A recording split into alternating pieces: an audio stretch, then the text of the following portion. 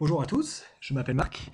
J'ai choisi le sujet quels sont les enjeux financiers du quotidien des 3 prochaines années de l'entreprise The Tops et décrit les indicateurs financiers que tu mets en place pour piloter l'activité et la croissance. Alors j'ai choisi ce sujet parce que je suis spécialisé en analyse financière et j'ai un attrait particulier en ce domaine.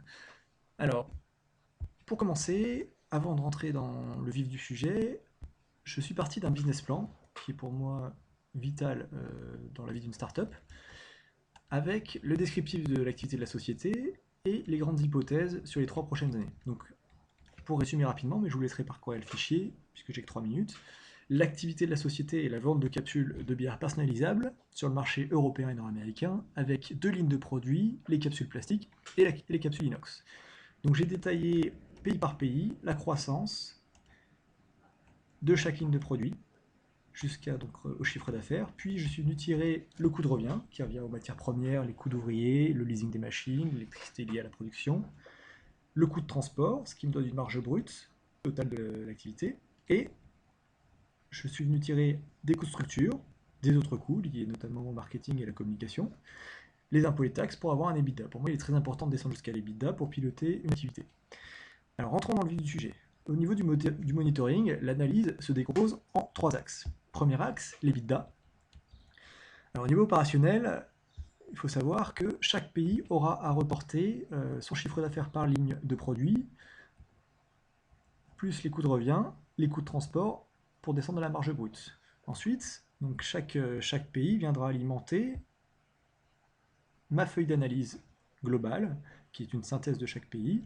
En fait, il y aura des formules qui viendront chercher chaque montant reporté, ce qui permettra de rentrer dans une analyse globale. En premier, il y aura une comparaison des croissances de chiffre d'affaires par pays. Donc on viendra comparer les croissances année par année de chaque pays par rapport à ce qui avait été stipulé dans le business plan. Et si la performance est moins bonne que le business plan, expliquer cette perte de performance. En deux, expliquer la variation de marge brute en pourcent. La marge brute a été calculée ici. Par exemple, en N+2, on voit que la marge brute se détériore à 71%. Essayer de trouver les origines de l'érosion de cette marge brute. Ensuite, expliquer les variations de coûts de structure de supérieures à 10% et l'explication de variations autres coûts supérieures à 20%. Donc là, vous pouvez voir dans les chiffres actuels, voir quelles sont les origines de ces augmentations. Donc vous les voyez dans les commentaires. En 4, expliquer les variations de l'EBITDA margin, qui est un des éléments les plus importants, puisque c'est vraiment l'indicateur de l'activité. Et là, par exemple, en N+3, on s'aperçoit que l'EBITDA margin passe à 52%, alors qu'historiquement, elle était plus autour de 54%. Donc, essayer de voir pays par pays, ligne de produit par ligne de produit, quelles sont les origines de cette baisse d'EBITDA. Voir quels sont les marchés les moins rentables, et enfin, identifier le seuil de rentabilité qui correspond à la marge brute, moins les coûts fixes. Ensuite, le deuxième axe d'analyse sera au niveau du BFR et des CAPEX. Donc, identique à l'EBITDA, chaque pays viendra reporter son niveau de stock, ses balances clients et ses balances fournisseurs. Ensuite, on viendra calculer un délai de rotation d'inventaire, de clients et de fournisseurs, et s'assurer que ces niveaux de délai de rotation sont en ligne par rapport à ce qui a été stipulé dans les conditions générales de l'entreprise. Par exemple, on verra en N+2 que le délai de rotation client explose à 63%, voir quelles sont l'origine de cette augmentation, de quel pays ça vient, de quelle ligne de produit, et agir en conséquence.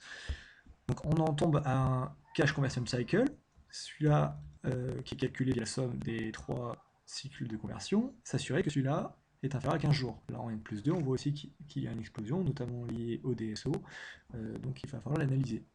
Enfin, au niveau du monitoring du CAPEX, on viendra calculer les capitaux permanents, qui sont l'equity plus la dette financière, et on va s'assurer que le niveau de CAPEX ne dépasse pas ces capitaux permanents. En gros, que le fonds de roulement reste en permanence positif. Par exemple, en N+2, N+3, on voit que les fonds de roulement passent en négatif, qui est extrêmement dangereux pour l'entreprise, donc voir si on va contracter de nouveaux emprunts ou faire des levées de capitaux. Et enfin, étudier le cash, voir si la trésorerie correspond à un niveau au moins 20% du fonds de roulement. Au niveau de la dette financière, le troisième axe d'analyse, on va revenir rapporter nos capitaux propres et notre dette financière et notre charge d'intérêt reconnue chaque année.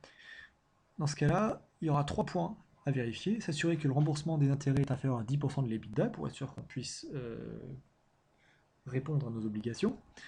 S'assurer que le gearing est inférieur à 50%. Alors le gearing, c'est un ratio de dette financière sur capitaux propres. Ceci permet de matérialiser l'autonomie financière de l'entreprise. Un gearing trop élevé pourrait affecter l'autonomie de l'entreprise. Donc s'assurer que celui-là reste inférieur à 50%. Et enfin, point 3, s'assurer que les échéances d'emprunt à moyen et long terme restent raisonnables par rapport au cash flow espéré dans le futur. Voilà, je vous laisse le document support avec ma présentation. Je vous remercie pour votre attention et je vous souhaite une bonne journée.